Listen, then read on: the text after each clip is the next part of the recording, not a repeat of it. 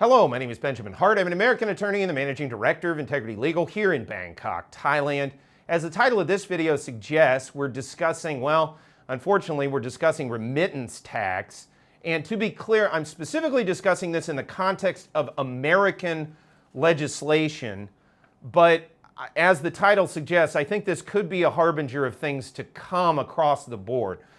I thought of making this video after receiving a number of emails and in some comments, I think I saw this as well, from folks who view the channel. I actually saw, and they referred me over to Americans Abroad, americansabroad.org.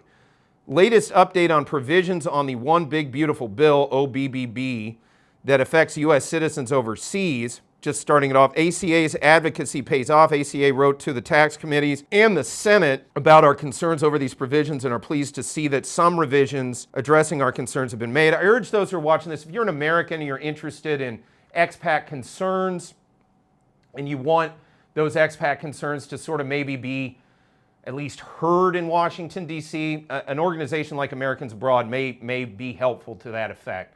Also, while I'm talking about this, it's important to point out, I do deep dive analysis into how this stuff impacts expat land here in Thailand, how geopolitics and economic concerns may impact expat land here in Thailand. You can go to, if you want some long form analysis, Integrity News Service is our paid news service. You can email us media@integrity-legal.com. Also, if you are interested in American diner style food and breakfast anytime, including pancakes, please feel free to come check out our restaurant my better half and I have set up here in downtown Bangkok.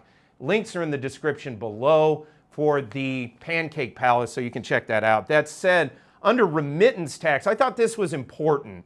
And again, it pertains to Americans, but this, to my mind, has possible implications across the board for the future. So quoting directly under that same heading, remittance tax, quote, "The Senate version was an improvement over the House version as it would not impose the tax on remittance transfers made by banks or bank cards. Final Senate version imposes the tax at 1%, down from 3.5%, a further improvement.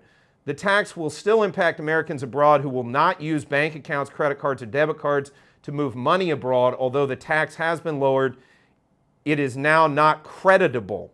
So you pay the tax, but you don't get a tax credit on it. Quoting further, ACA advocacy has paid off as the remittance tax was of deep concern to our organization. ACA will continue to advocate on this issue as this taxes individuals simply for accessing their own money. So what's going on here?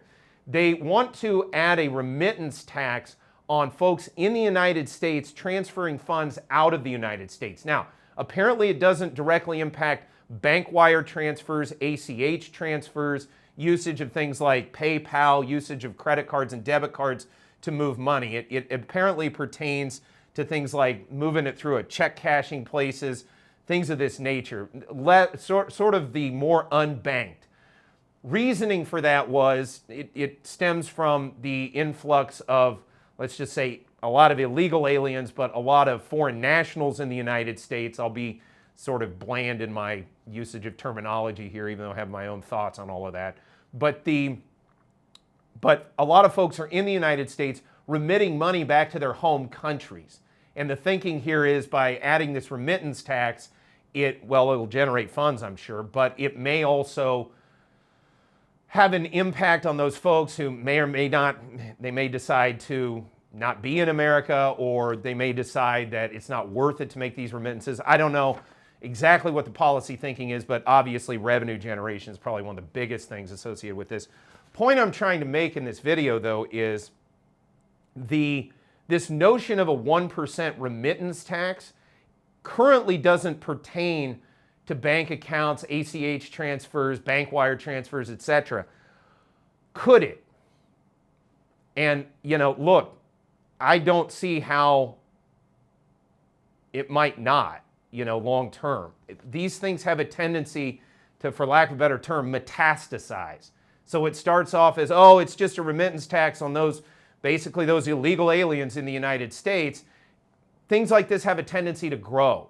They have a tendency to later on have implications in other ways. And then on top of it, I remember when Trump tax came out, the raw law was almost indiscernible in terms of anything you can make hide or hair of. and it took, the better part of a year for people to kind of comb through what was being said, and then the regulatory, and this is key, the regulatory structure that will then stem from the underlying law. How exactly this gets implemented remains to be seen. Again, for folks who are not American that are in my audience watching these videos, this doesn't directly pertain to you right now. And again, this doesn't pertain to Thailand. What we're talking about here is remittance taxes from the United States, originating in the United States, going outbound. And at least what we're looking at now, according to this information, it's not going to pertain to standard bank wire transfers, etc. But again, as noted in the title, is this a harbinger of things to come or a further expansion of this kind of tax? Remains to be seen. As I said earlier, these things have a tendency to grow. In a sense, they kind of metastasize. That said, it's not a foregone conclusion that will happen, but we will certainly be keeping you updated on this channel as the situation evolves.